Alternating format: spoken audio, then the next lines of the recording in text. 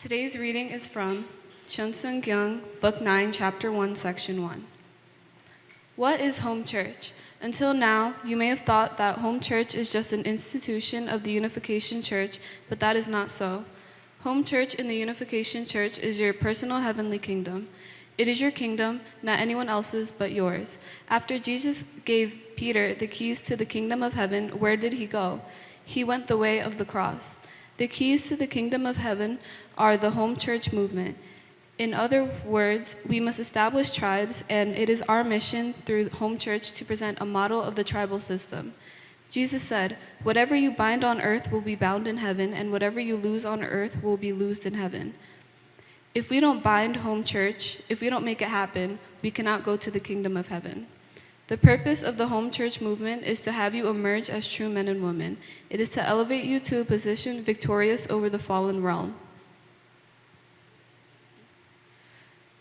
Cheonseung-gyeong, Version 1, Book 10, Chapter 4, Section 6. The realm of the fourth Adam is the era of freedom and autonomy. The significance of the era of the fourth Adam is that we are entering the age of natural restoration. The era of restoration through indemnity has been concluded. Therefore, in the new era of the fourth Adam, through your effort, the sphere of freedom and liberation will expand. This sphere will be victorious over the sphere of Adam on the individual level and transcend the sphere of Adam on the level of the family, tribe, and world. The holy wine must be sprinkled over all nations. Isn't it true that one is revitalized when given the holy wine? The liberation of the fallen realm will be expedited. Even all creation needs to receive the holy wine. Then everything would return to the side of God. Aju. Good morning, brothers and sisters. It's amazing to see your beautiful face here this morning. Please don't blame me if it's too hot, okay? I know I come from Africa, but it's not me. It's just the weather. I was watching the clip this morning of Colonel Han, and one thing special that I have with Colonel Han is that we worked for a ginseng corporation before in the late 90s, and it was so wonderful to me. I was shocked that he passed away, and I didn't even know until they announced for the Sungwa. He actually even took me on several occasions to have a dinner together with him, and he spoke to me very personally about his experience with true parents. As a matter of fact, he gave me two of his personal jackets, the jacket that he wear at the special celebration with true parents, which I kept until today. So it's really, really special to me, and I feel so sorry that we have tremendous hero in our community that we have lost over the year. And I feel so privileged because sometimes it's really important to see that people like that keep your faith going. We need people like that in our community. We may not really be aware of that, but it's really, really important. And you may not be directly close to true parents or have not experienced anything, but they really show you, how much they care really deeply about, your life, your personal life. And that really mattered, very important. And I kept that as a personal experience. So I'm truly grateful for him, and I pray that his spirit will rise in a glorious realm of the spirit world as well. Anyway, coming back to our topic today, some of you may wonder why we're talking about UPF and tribal messiahship, and then I'm talking about the home church. What is the correlation between that? Our life, I think it's very important. About 15 years ago, I think I gave like 2 sermons, I think, 15 years ago, and I've been very consistent about that because I think it's very important for us to understand where we're coming from, right? So sometimes we do our job, or we do all kind of crazy things to maintain our life, but what is really the key? What is important? Why are we here in this community? Sometimes we get overwhelmed, I understand that, and we tend to lose a little bit of a focus, and that can affect a little bit about the relationships that we have as brothers and sisters. You can spend 20, 30, 40 years of your life, but what is the result of that? how have you been changed? How this life in the unification movement has changed your life? That's a key point. So that's why I think it's very important, brothers and sisters, that we go back to the basics. And 15 years ago, if you remember my sermon, we used to go at Wilson High School, and I spoke about that as well. And I refused to speak because I think it's a very important responsibility when you stand in front of the community. You cannot take this lightly. You have to really be back in touch with yourself. We're not perfect, but we have to always constantly get in touch within the self, the deep inside ourselves. Get in touch with our spirit, our deep inside, inner self.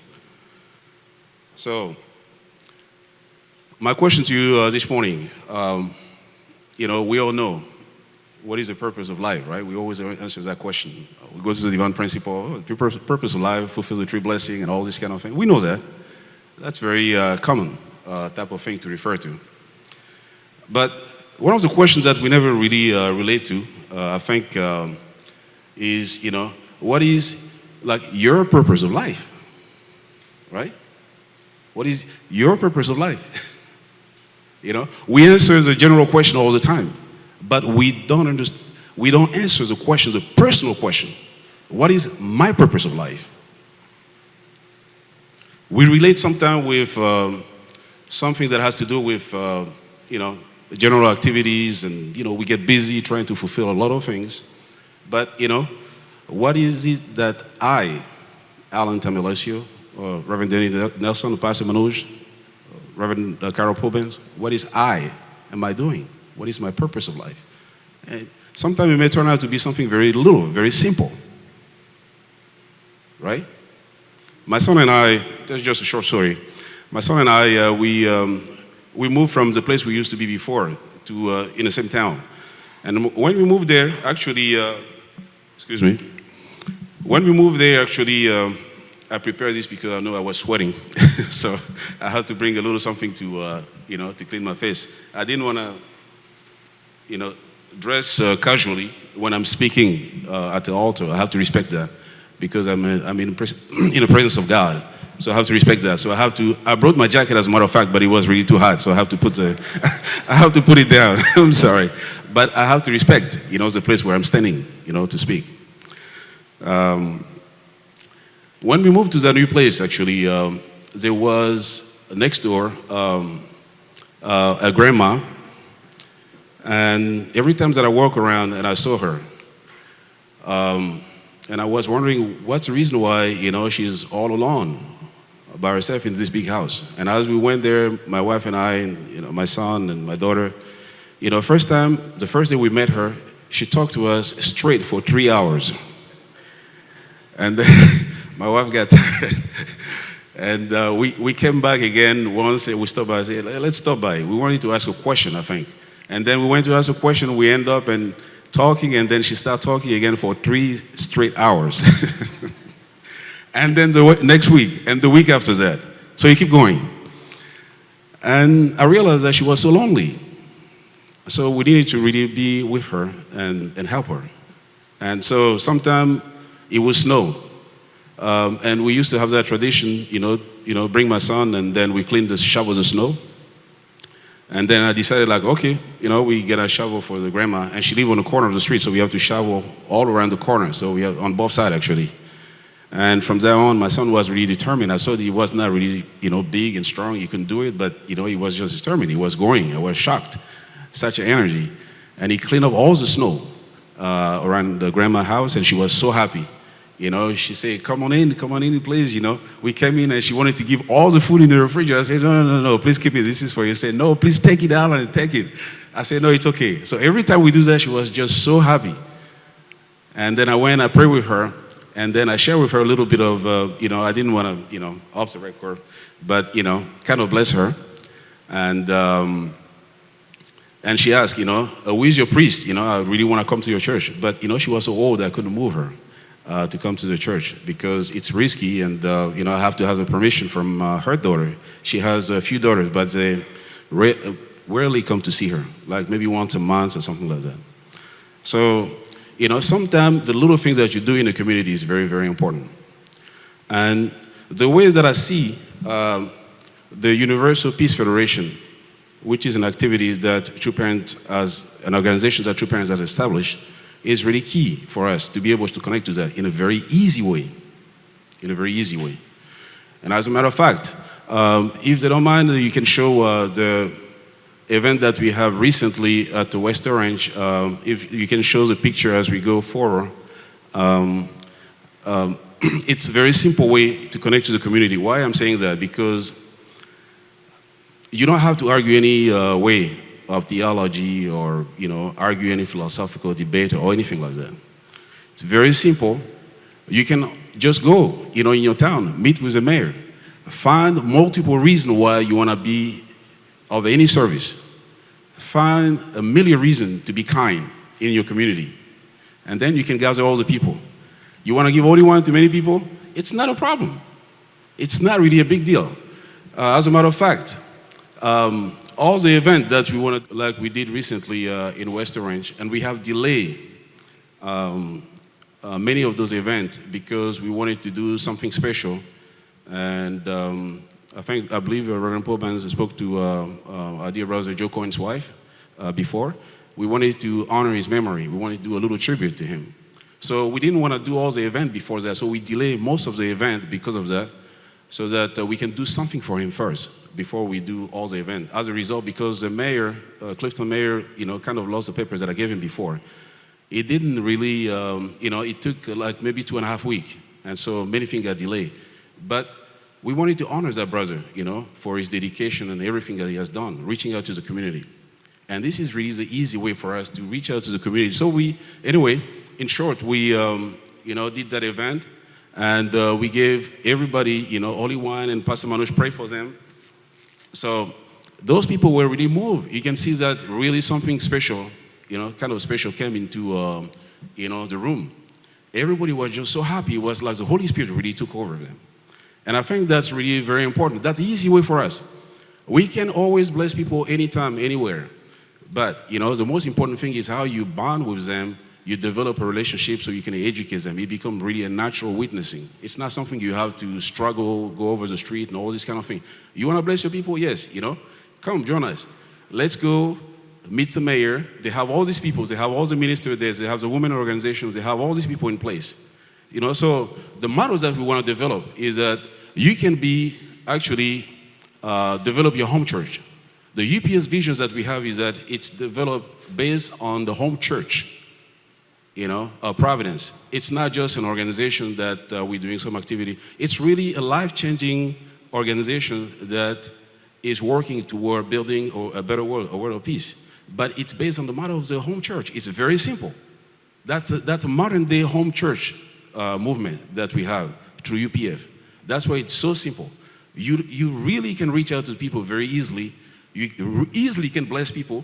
But what is important is that you develop a personal relationship with those people. It's not like just a number that you're handing over, but you develop a personal relationship with those people, and then you can educate them later on, because education is a process. I was involved in education for 10 years, okay? Even in the special education for 10 years. Education is a process. It's not something you do in one day. So I feel like, it's very important for you to understand that UPF is an easy model. Of course, all the organizations that we have also have something, some trend that they're doing. But for us, you can gather all these organizations in one place. So Women Federation can benefit, ACLC can benefit. As a matter of fact, all the ministers that we met through some of the mayors, because we have planned many events with many city hall for the Parents' Day coming up. And, they have ministers, they have many people that, will participate in that event. And that event that we have in West Orange with the mayor was so special because people that came were investment banker, bank managers, former people that run for Congress, all these kind of really high-level people came to the event. So the mayor can really have a very special influence to bring people from the community. And we're going to work with those people together. Anyway, to be short on that,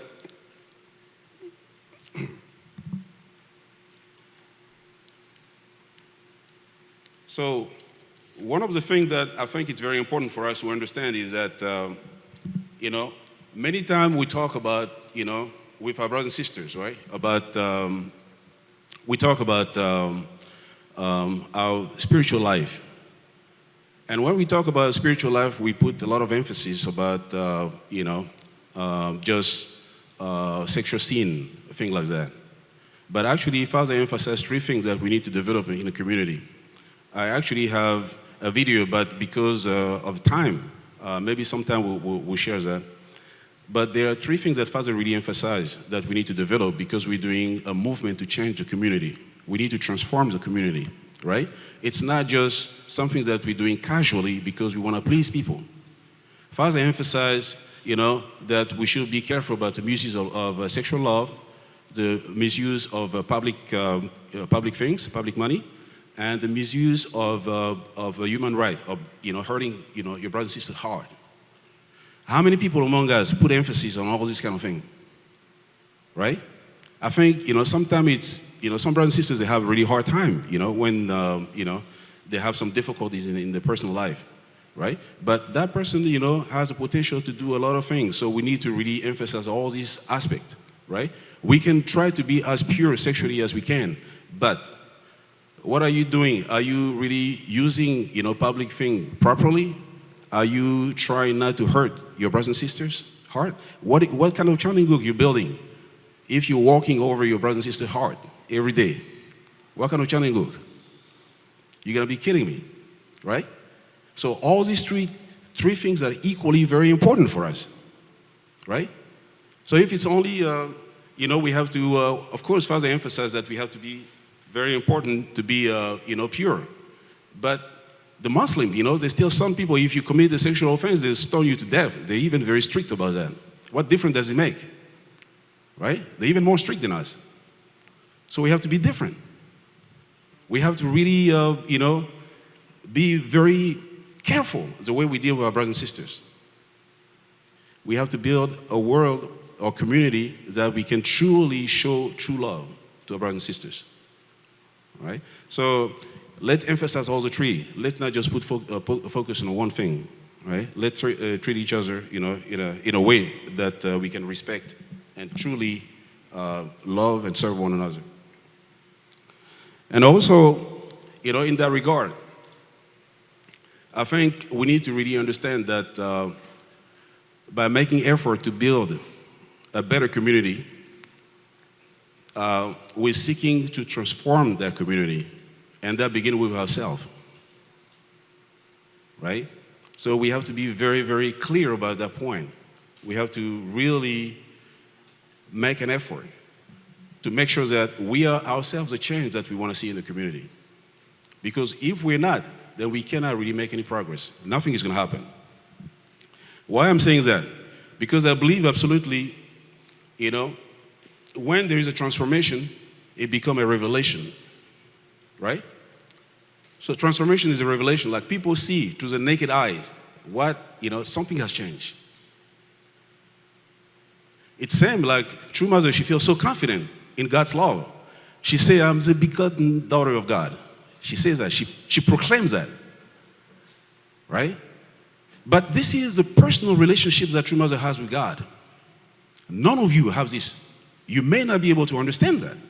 As a matter of fact, many people are questioning, that fact. But for us, it's just a revelation to us. But for true mother, it's a personal relationship with God. When you have a personal relationship with God like that, to the point that God can say anything to you, and you will come innocently, and you will tell people like, oh, this happened, oh, I'm so and so. Of course, when this kind of relationship is built, and when you have that kind of confidence to come and reveal to people what God share with you, for all of us, as ordinary people, it becomes just a revelation for us. But that's an expression of God's law, which is really rooted in that person's life, which is personal. It's personal. So we all need to have that kind of experience in our life. So, brothers and sisters, I think there is a lot of things to share, but, during this time, which is really a very, hot day, and as you can, I'm sweating, but I'm not giving up.